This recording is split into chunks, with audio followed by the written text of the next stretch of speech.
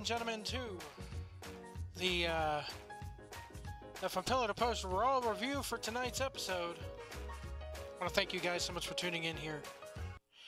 And what an episode it was. I got a lot to say about the ending. This wasn't a bad show this week, to be honest with you. I'll be honest with you here. It wasn't a bad show at all. Not at all. They had a lot of ups and downs here.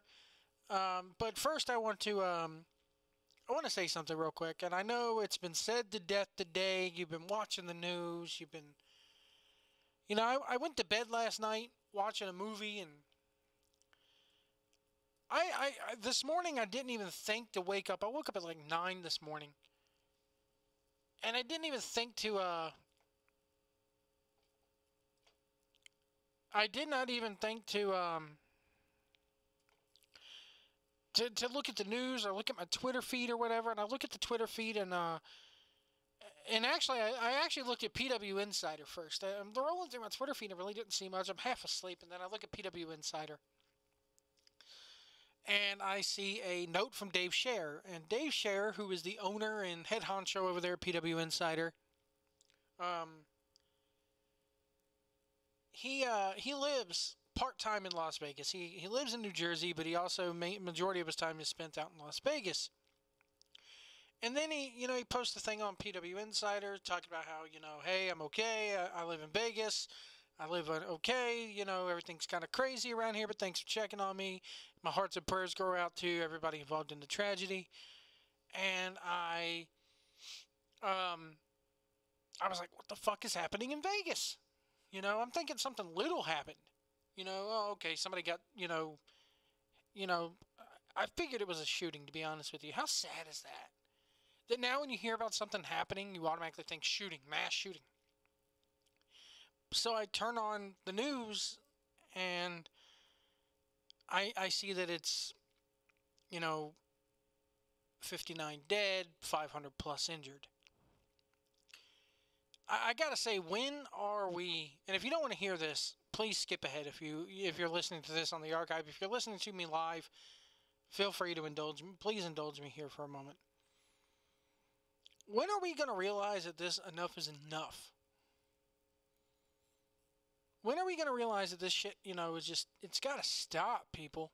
Here's a guy who, for all intents and purposes, everybody is saying that he was normal. Here's a guy everybody's saying there's no mental illness, so we can't throw the mental illness thing out there. He has no affiliation with anything else, so we can't throw that window here. So what spin do we put it on this time? Besides the fact that it's a gun control issue. That's all I'm going to say about this. I live in an area of the country that is primarily hunters. A lot of hunters around here. And I'm of the opinion of we don't need to hunt as a society. Do we really need to hunt anymore? If you want to hunt, there are places around this country that you could go to that will take you out on hunting expeditions for sport. Go pay to do that shit. Do we really need to hunt anymore? Do we really need to have rifles? Do we really, so I like the way they started off Monday Night Raw with the moment of silence. Very classy move. My opinion on this is what happened to you, when Bobby the Brain Heenan died. Why can't we do that when a wrestler dies? Why does it take something like a mass death, a mass shooting to fucking have you come out there and do something classy like this? You just have a legend pass away, probably the greatest performer in the history of the business, pass away, and you put up a graphic and a few tweets. Maybe a tribute video. Anyway. So back to my point here. You don't need to hunt anymore in this country. What do we need to hunt? Over in England, you're not allowed to own a gun over there. They don't, I was talking to, this is a few years back, I was talking to a buddy of mine on Xbox Live, back when that was the only thing I had to play, and he was enamored, he was jaw-dropped at the fact that you could walk into a store over here and buy a gun. It was so foreign to him. So I want to tell people, what do we need to hunt deer for anymore? Why can't we raise them in England? In England, if I live over in the UK and I want to go buy a deer, I want to go buy deer meat, I walk into a Tesco's. Go to the meat department. They have it there. If I want to buy rabbit, same thing. Go to Tesco's. Go to the grocery store. They have it in the grocery store. Why can't we do that here? Why can't we domesticated every other fucking animal on the planet? Why not deer meat? Why not rabbits? Anyway. Fuck, if I want to go buy deer, I could go on Amazon, get it sent to my home and packed in dry ice.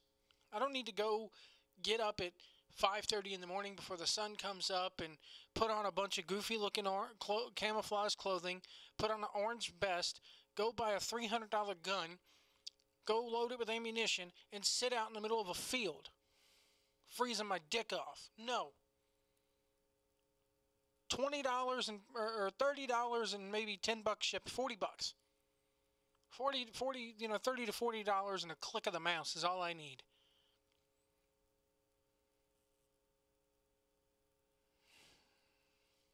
That's all I need.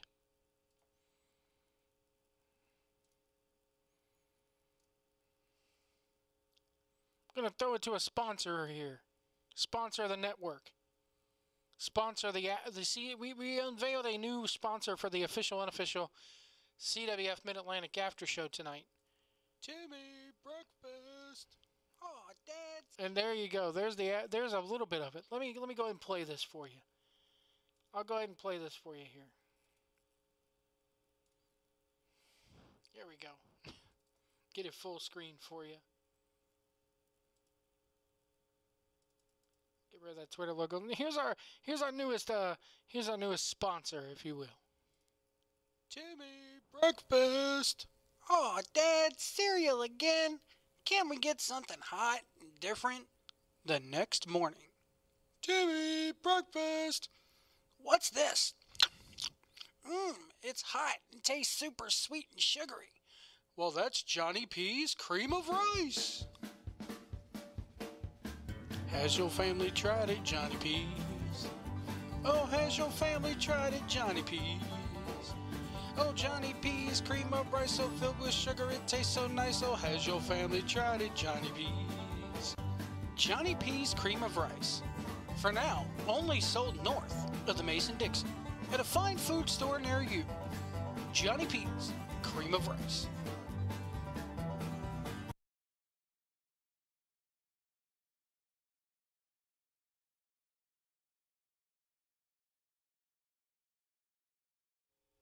Having a bit of OBS issues here, folks. Sorry. Hold on. Where are we? There we are.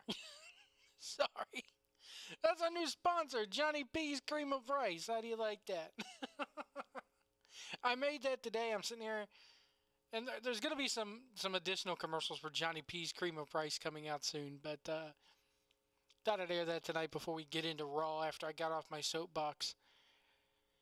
So we kick things off with a moment of silence after the events in Las Vegas. Again, very classy move by WWE. After that video, while everybody's going to the back, we see, what happened last week between The Miz and Roman Reigns and the aftermath. And this show had flow to it a little bit. I don't want to give too much credit tonight because it wasn't the best thing ever, but it had flow to it. It had a reason for everything on this thing, built up to something. Everything kind of had, almost everything I should say, kind of had a meaning. And at the end it was kind of all brought together. Kind of. I'll get to the ending. Match number 1, we opened up with the announcers here are Corey Graves, Booker T, and Tom Phillips. And I think it was Michael Cole is in somewhere for his daughter's wedding. So congratulations there. Seth Rollins versus Braun Strowman. Pretty good match here, back and forth between these two. I like this match. I really did like this match. Good back and forth between the two. It ends with Rollins going for a V-trigger. Strowman hits a clothesline and a power slam for the win.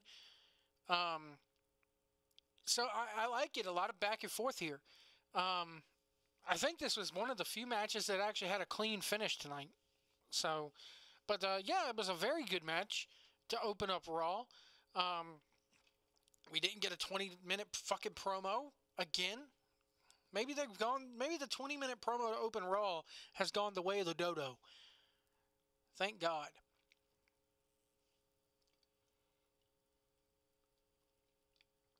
By the way, we do have a chat room open on YouTube and Twitch. Feel free to give your thoughts in there. Also, follow me on Twitter at JoePillowToPost. Hit that like button, hit the subscribe button here on the channel. We need, and more importantly, share. We need your help to grow. Our goal here is to get on Pro Wrestling Tees by the end of 2017, I think, or 2018 is where I want to be with that. Long-term goals, folks. Long-term goals. So, yeah, I like the match between Seth and Braun. Braun is just getting better and better, I think. And they're giving him decent people to work with. So, after the match, Strowman picks up Rollins, hits a power slam. He goes to leave the ring. He's not finished. Turns around, and then Dean Ambrose comes out. And, you know, Strowman hits a knee. Dean kicks the ropes as Strowman's entering the ring to give him the low blow. Dean punches him, hits a drop kick. But finally, Dean goes to the turnbuckles and tries to leap off of him with that elbow, and Strowman catches Dean, hits a choke slam. Choke slams him again, which looked really nice when he picked him up. He goozled him, picked him up, and then choke slammed him directly afterward. Didn't really lift him up all the way. I liked it. So after he's finished, the bar. Cesaro and Sheamus. I like that term for them, the bar. I like the little thumbs to the side thing, and you got the old click point, side point thing. Watch out, WWE will trademark that next. So they take their jackets off, and Dean gets Cesaro picks Dean up for Cesaro, or Sheamus picks Dean up for Cesaro. They go to hit the Gotch neutralizer. Seth then tries to make the save. Seth Rollins comes down. Or Seth is already there. He tries to make the save for the partner. He's not in time. Sheamus brogue kicks Seth, leaves him laying, and we go to commercial. Foreshadowing. I like it. I can't tell. I'll be honest with you. I like this. So I like the segment. I like by the time we got to the end of the show, WWE sat there and pretty much told you, just strap yourselves in and take the ride with us for once, because it actually made fucking sense. It got Braun Strowman over, and it got the bar over. It got everybody over. Dean Ambrose and Seth Rollins got their little story there over. It was decent, and I liked it. It told a story. We got some decent storytelling going on here in WWE. In the back, we take a look. This is where things went south with me, because we got Mickie James here. Poor Mickie James. I love me some Mickie James. She's beautiful. She works good. I've met her in person before. She's a sweetheart of a woman. She's walking in the back, and Alicia Fox and all of them are sitting there. Emma is sitting there giggling like little schoolgirls. Emma says Mickie has a secret admirer even at her age, referencing back to I kind of like how they were calling back to Mickey's early days. Like when Mickie first came into the company, she was the overzealous stalker fan of Trish Stratus, which was actually a very good story. Mickie sees a door with her name on it, enters it. The room has a box of Depends and a walker. She tosses over everything in the room, and Alicia Fox can't stop laughing. She wants to know where Alexa is. And Alexa says she's in her locker room. Mickie bangs on the door, and Nia Jax is there.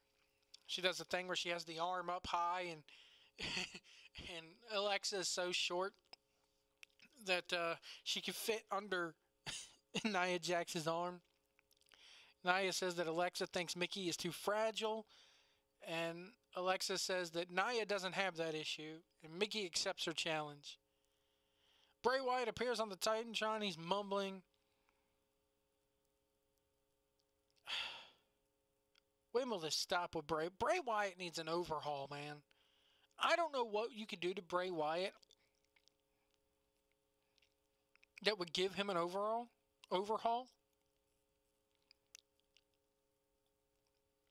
But they need to do something to this guy. I don't know whether or not it's take him away for a little while. I don't know. I really don't know what to do with this. Is the one thing in WWE that I really don't know how to fix, folks. I really don't. He's mumbling. She told me to drop my bow and arrow and use my hands. And she told him everything. She never lied to him. Same goddamn promo we've been hearing for, 2, 3, 4 years now? Elias is walking in the back as we go to commercial, and Elias versus Titus O'Neil with Apollo Crews. Titus O'Neil, man. You can tell Titus has been away from the ring. That's all I'm going to say. Titus looks like he's gained a little bit less, or lost a little bit of muscle. But I mean, again, it gets over this storyline. I mean, I like where they've been going with this, with the Elias and Titus O'Neil and Apollo Crews bit. It gives Apollo Crews something to do. It gives Titus O'Neil something to do. Titus O'Neil's a hell of a manager. He could be a hell of a worker when he wants to be. Elias ends up winning the match, furthering their bit. Mickie James walks in the back as we go to a commercial. We got a lot of people walking in the back showing, hey, this person's coming to the ring, whatever. They keep showing the Asuka video package throughout the night. Nia Jax versus Mickie James. Before the match starts, Alexa Bliss plays, and she's on her way to ringside to second Nia Jax. Good match here. I'm going to say this. I don't like what they're doing with Mickie. Doing the whole, oh, she's old. What is it with their fascination of picking on Mickie James? Remember when they did the Piggy James angle and they made fun of her because she was fat? Well, now she's back looking better than ever, so now we got to make fun of her because she's old. What is it with their McMahon's fucking... What is his problem with Mickie James? That's what I want to know. Why do they got to make fun of her for anything? Anyway, real good back and forth match here. The finish was a little bit botched with the McDDT, and then Alexa kind of looked like she didn't know the spot was coming, like she missed her time cue or didn't know the time cue was coming, because she almost looked hesitant to run into the ring. I don't know, something was off. The timing was off on that finish. Mickie wins by DQ. Alexa says something to Nia, and then Alexa then goes after Mickie. Mickie then kicks Alexa. Then we cut to last week's Enzo celebration with the Cruiserweights.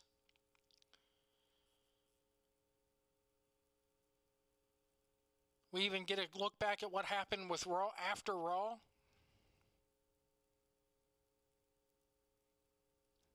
And it shows you how important 205 Live is.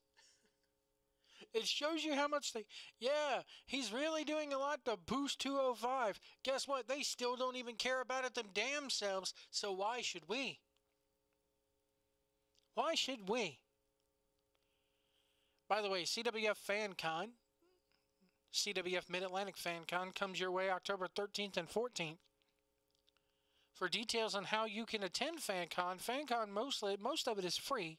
The only thing you have to pay for is your hotel room if you're coming, which I believe the cutoff date for hotels has passed, so you're on your own there. But see John Philip Havage on Twitter, old Johnny P, or JBryant025, that's Jeremy Bryant, on Twitter. Their Twitter handles are flashing across the bottom of your screen right now on how you can attend. Or you can follow the official CWF FanCon Twitter handle at FanCon CWF. It's taking place October 13th and 14th. They're going to have a nice dinner on the night of the 13th. We're looking at maybe $10 a head for that. After the dinner, it's a Q&A with CWF creative head and lead announcer Brad Stutz and CWF technical director and head cameraman Grant Sawyer. After the Q&A, we're going to watch some hand-picked best of CWF matches on the Sawyertron. So, come pay for the dinner. Eat you some good Italian food from Little Italy. Let me tell you something about Little Italy. I looked at their menu last night. You know an Italian restaurant's good when they got a veal section on the menu. Not many Italian places down south have that. Then on Saturday, starting at about 10 a.m., we're going to have a Q&A panel with some CWF talent. Then I will be participating in Radio Row or Podcast Alley, as it's being called. We'll have some more, a lot of, and get this, all of Saturday's events, except for the Rumble event itself, free. Free. Doesn't cost you a dime to get in that building that morning. Tickets for the CWF Rumble event, however, you want a general admission seat? $10 gets you in the door. They are on sale right now at CWF247.com. That's CWF247.com to get your tickets. Be sure to join us here. We're just under 2 weeks away, guys. So be sure to join us down in Gibsonville, North Carolina for that. It's going to be a hell of a good time, and I hope to see you all there. Anyway, back to Raw. Renee Young's in the back with Enzo. She asks him about the mutiny, and Enzo says nothing. Renee thanks him. We're back with a look at the end of the Nia Jax Mickey match. Mickey is walking in the back, and then PromoBot 5000 or PromoBot 3000 comes up. PromoBot 3000 must have had a software change before this interview, because PromoBot 3000 actually showed some emotion during this damn backstage interview. She's in the back, and PromoBot 3000 asks her about the win. Mickey says she showed what this old woman can do, and she would love to be the Raw Women's Champion. They kept putting over how she's I think a 6-time champion. Kurt Angle stops in the back. She says, Mickey will get a title shot at TLC. Mickey says, oh, it's true, it's damn true. And the PromoBot 5000 smiles and even gets a thank you. He says thank you to Mickey. I like Charlie Caruso in this. I'll say her name for once. The backstage interview with Charlie Caruso was actually pretty good. Not so much when they go to interview Roman Reigns. She turned right back into PromoBot 3000. Matt Hardy and Jason Jordan versus Carl Anderson and Luke Gallows. It looks like Jason Jordan's going to be Matt Hardy's tag team partner here until Jeff comes back.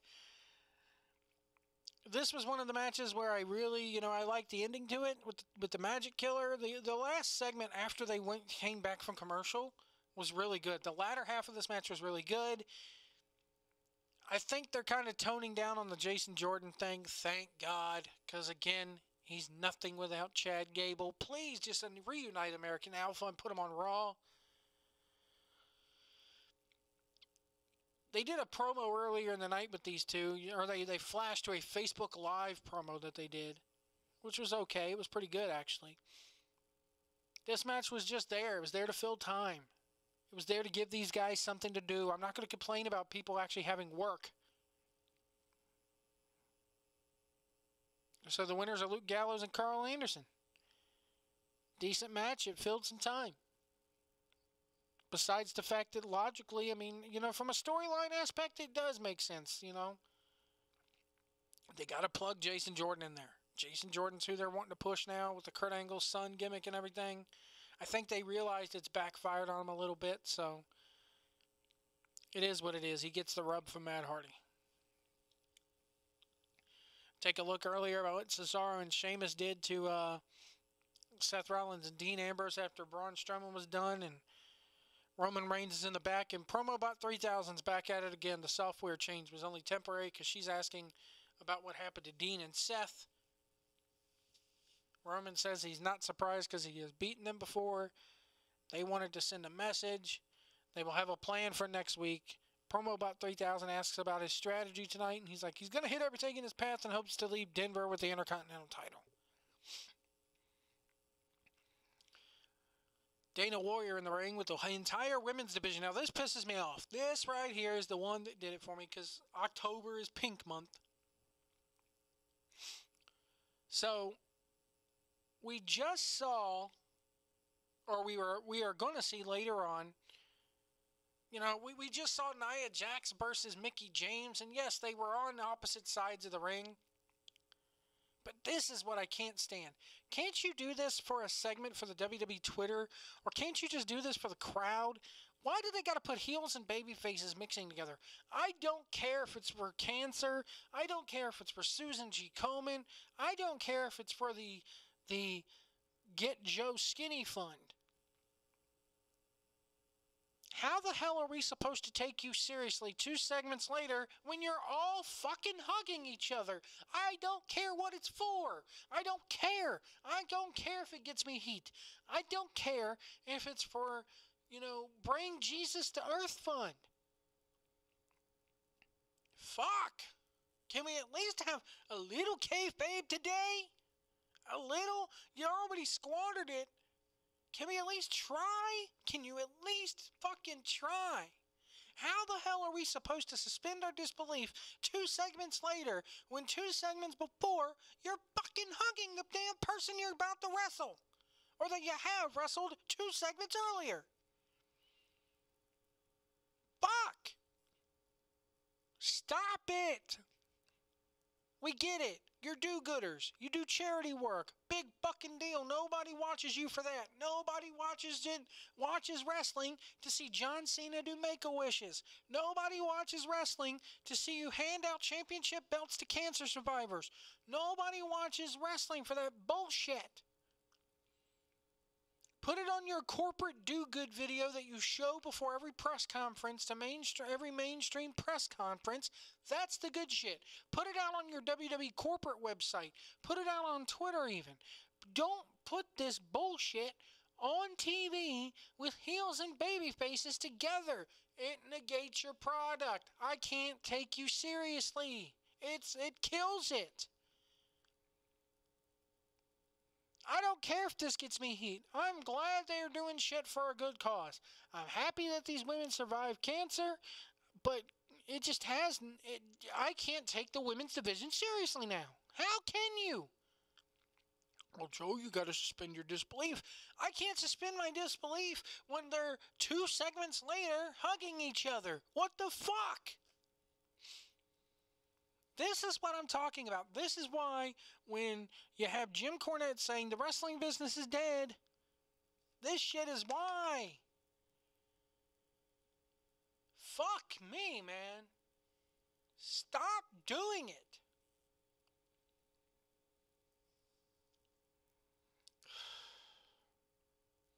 Match number 5, Miz versus the Roman Reigns. Before the match, Roman Reigns completely eviscerates Curtis Axel and Bo Dallas. As soon as they did that, I'm like, okay, the bar's coming in. As soon as they did that, I was like, when's the bar coming in? Because this is now, and I was like, good. This is getting good. This is really getting good. I liked it. Yes, you knew it was coming, but it was okay. I liked it. Then the match was actually very good between these two. Very good back and forth. Very good facial expressions by both of them. Very good storytelling. Very good wrestling. Miz is going in for the it kicks. Miz sets for the roundhouse kick. Roman blocks it and hits a powerbomb and gets a near fall. What I do not like is how Roman is selling these it kicks. When 2 fucking segments earlier, we saw him putting on his chest protector. And you can clearly see he has a black tank top underneath the chest protector. Obviously, you need to change your ring gear, Roman, because your chest protector is not protecting your chest. That's the only complaint I have about this match. That's the only complaint I have about it. Why the fuck are you going to wear a chest protector and here this guy is kicking you in the chest over and over and over, and you're selling it like it's just nothing's there. Anyway, Miz hits the skull-crushing finale. Roman kicks at it too. Miz is sitting there going, what do I got to do? What do I got to do? He sets up for the clothesline. Reigns hits a Superman punch for a near fall. And then you get Sheamus and Cesaro coming out. They pull Roman out of the ring. The ref calls for the bell. So Roman Reigns wins the match by DQ. But Miz keeps his title. After the match, Sheamus and Roman, everybody's beating up on them. All 3 men, attack Roman Reigns. They give them, all of them, their finishers. The crowd starts chanting, "Shield, shield, shield." Miz is like, they want the shield? They want the fucking shield? Fine. So they all 3 get on 3 sides of the ring. They enter the ring just like the Shield do. Miz does the ooh-ah. They pick up Roman, feed him to Miz. Sheamus and Cesaro pick up Roman, feed him to Miz. They hit the serious power bomb or the triple power bomb there, just like the Shield do. And then Miz sticks out his fist. And I love, this is the part of the segment that I really loved. They didn't copy the Shield fist bump altogether. They made the bar, because Miz has his fist out like Roman Reigns, and then they do the sideways thumb. Sheamus and Cesaro do the sideways thumb on either side. It was beautiful. I enjoyed it. I enjoyed this match and this segment a lot. It's my favorite thing on the show. Gotta say it. Roman Reigns was my favorite segment. Roman and Miz, favorite segment on the show. So here it is, the bar. And people are going to be like, well, what about Bo Dallas and Curtis Axel? Well, guess what? I could see it now. They're burying Bo and Miz, and they're burying Bo and Curtis again. Sensitive Universe, who up until now is like, why the fuck are these jobbers with Miz? It makes no sense. I don't like their work. Now they're going to sit there and go, what about these two? Why ain't they out there? Because he took them out. It makes sense when you think about it. They're going to probably come up with some cockamamie storyline about how they both got slip discs in their backs due to all the chair shots. And you know what? That makes sense. It's logical. It works. Quit your bitching, Sensitive Universe. He took out the Miz Taraj. So these two guys are coming in to help Miz out now. And you know what? They're more high-profile guys. Because it makes sense. It keeps Roman Reigns out of the main fucking event. We're probably going to see a 6-man TLC match for this shit. I would love to see a 6-man TLC where the damn Intercontinental title belts and the tag title belts are all hanging above the ring. And the winners of the matches gets all three belts. How about that? Have Roman as your Intercontinental Champion. The Shield has all the main gold on Raw, and they're now running ruckshot all over the brand. I like that idea. Have Bo Dallas and Curtis Axel come down during that match and get involved a little bit. Maybe they cost the Shield the titles. I like it. This was a good segment. The fact that they added that little touch in with their thumbs pointing sideways, like the bar, hey, oh my God, they form a complete bar when you look at it. Hell, even call that whole thing, the Miz Taraj, no, call that entire tag team the bar. And you know what? Miz fits with those three. Miz looked good with those three. I like the way Miz played it up at the end of, hey, I got my new guys here, you know. He was looking surprised, but at the same time, as a true fucking heel should, he's like, haha, yes, this is my plan all along. He acted as if he meant for it to happen, but at the same time, he's still shocked as hell. I liked it. Finn Balor makes his way to the ring, and Finn Balor says, this is Balor Club, and he's got to be honest. He doesn't like to come out here and talk. He likes to come out and fight. And God, let this fucking feud in. Please let it in. He says Abigail is alive and she's dying to meet you. Are we finally going to get to see Sister Abigail out of this? Or that's what we need. That's what will make Finn or Bray Wyatt fresh. Put an actual Sister Abigail with him. Maybe it's Paige. Have you ever thought that? It's a way to freshen Paige up, for crying out loud. Let me know in the comments below who you would like to see play Sister Abigail.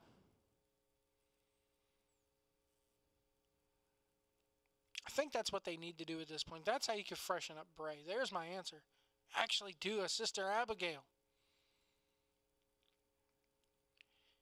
Emma says Nia Jax let her down. So much that she didn't even trend on Twitter. So we have Sasha Banks and Bayley versus Emma and Alicia Fox. Again, this is so unneeded. This is so unneeded. This entire match was so unneeded. It's there to fill time because we got to do 3 hours. USA wants them to do 3 hours. A lot of people forget that. This third hour of Raw is not WWE's idea. They wouldn't do it if they weren't getting so much money from USA for that third hour. USA came to them and wanted a third hour, folks. So if you have any hate tweets or hate mail about the third hour of Raw and how it drags this show on and on and on and makes it more and more boring, direct your hate tweets and direct your hate mail to USA Network. Ending of the match saw Alicia Fox with a jawbreaker, and Emma runs away and refuses to tag and leaves the ringside area. Bayley hits a belly to belly on him for the 3 count. Sasha and Bayley win. After the match, Bayley and Sasha hug each other.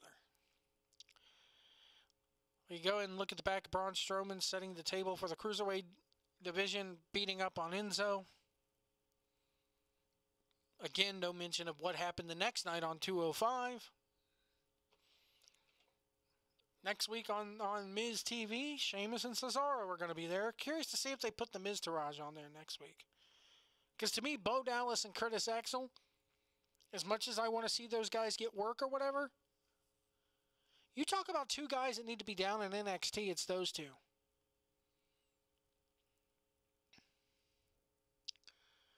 Anyway, Enzo makes his way to the ring, and here's what I don't get. Here's what I don't get. Here's a guy who WWE pushed to the moon. Or well, let's put it this way. Okay. Here, let's put it this way. This is the sensitive universe and these fans who I fucking can't stand sometimes. And yes, I blame you, the fans. My fellow fans. Why do you do this bullshit? Make up your mind. Roman Reigns is a guy who needs to be pushed as a babyface. And instead of cheering them, I'm guilty on this one, we boo him. Why do we boo him? Here, because it's a guy that WWE is strapping the rocket behind. He's not the chosen one. This guy is the chosen one. WWE wants you to boo him, yet 75% of the crowd still cheers him, even though he's telling everybody he looks like schmucks and shit. It's another, you know, I don't know. I'm guilty of it too, man. Although I am coming around to Roman Reigns as his work, because his work has gotten 10 times better since this time last year. So I got to put over Roman this week. And I like the fact that the Shield are getting back together. But here's a guy who they want you to boo. And you know you want to boo him because the Smart Mark audience knows how annoying this guy is backstage and in front of the camera. So they still cheer for him. They still do, you know, or they boo him. Here's the deal. They boo him, but they still sing along with him and do his catchphrases. Why? Because they just want to do the catchphrases. Well, go do them at your house. Don't go to a live taping and do that shit. Here's a guy who they're actually trying to get over as a heel for a change, and they're not really shoving him down your throat. Well, yeah, they are, but here it's weird to me, the dichotomy of we're supposed to boo him, but we're going to cheer him. And then there's another guy who we're going to cheer, but we're going to boo. Enzo would makes a damn good heel, in my opinion. The shit that he says, it was so good. He was so good tonight. The problem is the guy's work is shit. The guy's work is just absolute garbage, guys. Roman can work a little bit. He's halfway decent. Enzo, So he says everybody's jealous that he earned every penny, and he's calling the crowd jealous, and they're still cheering him. Why? Suspend your disbelief.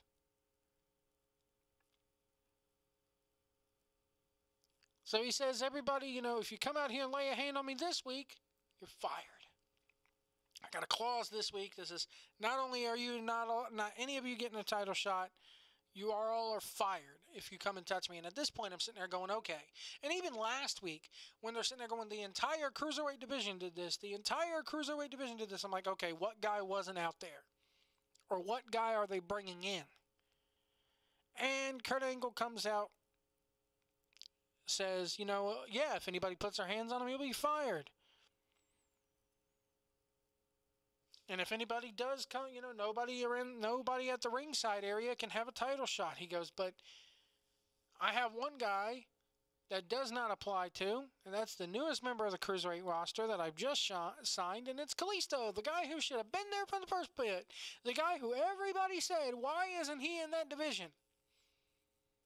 And it's Kalisto. He's coming out there looking badass, actually. Kalisto actually looks cool. I never noticed that he puts black face paint around his damn eyeballs and underneath that mask. Kalisto looked amazing here. Here's the crazy part. He hits Enzo with that spike Rana, and Enzo couldn't even take that right. He barely took the Selena de Sol right. Anyway, Enzo's out, Lucha, and he hits him with the moves, and the entire Cruiserweight roster around the outside of the ring is sitting there fucking looking like they got turds hanging out of their mouth, as Jim Cornette would say.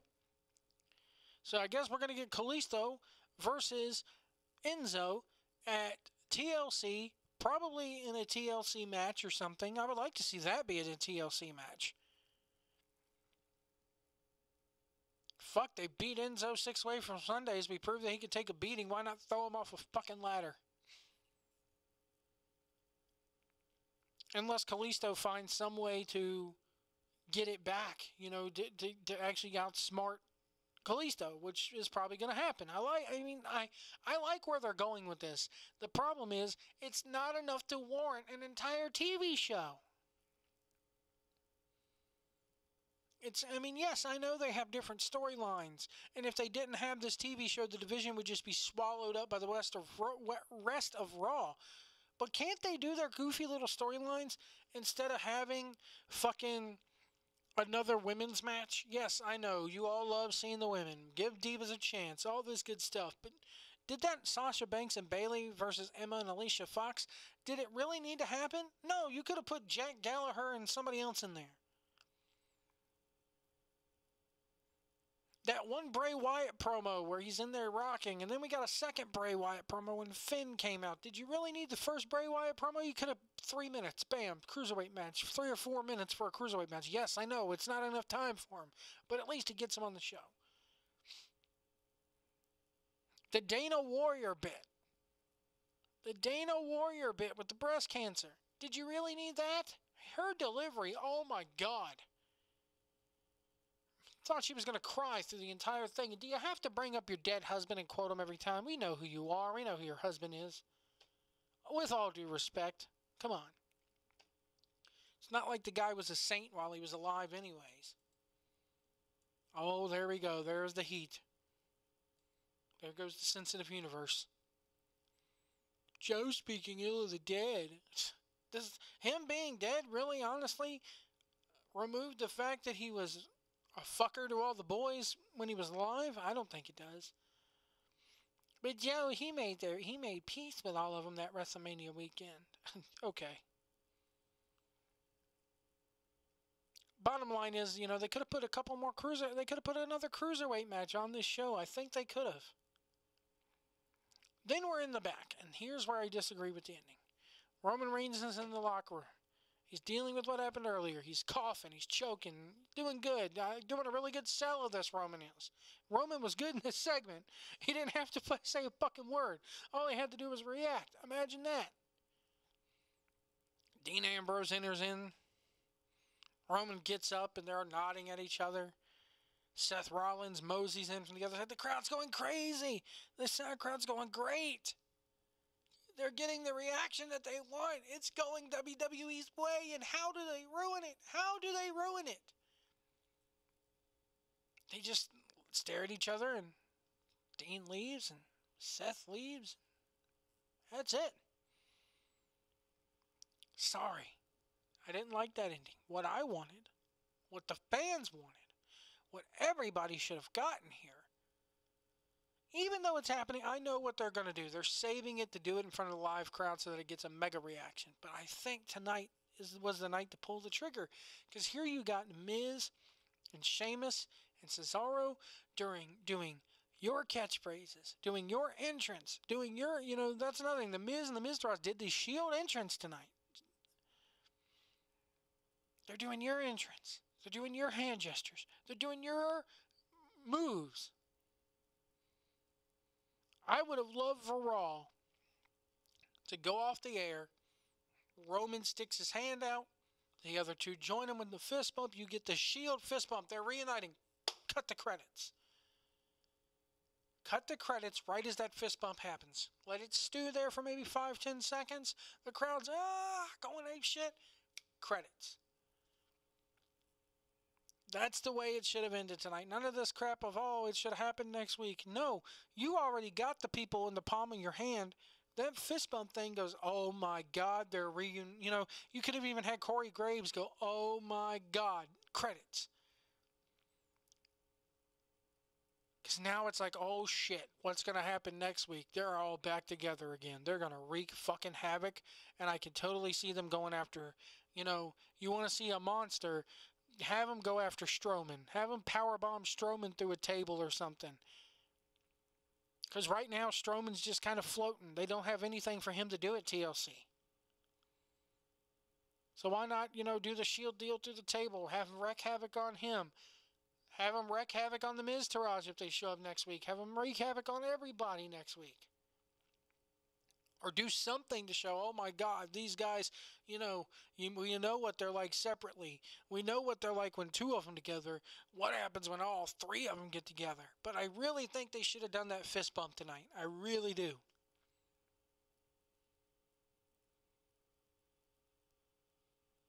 And that was Raw, folks. A lot of good stuff on the show. A lot of bad stuff on the show, in my opinion. It was I'll give it a thumbs up this week. If I have to give it a letter grade, B minus. The show flowed well. The show told a story. They did a good job hyping up the main event of Enzo and all them.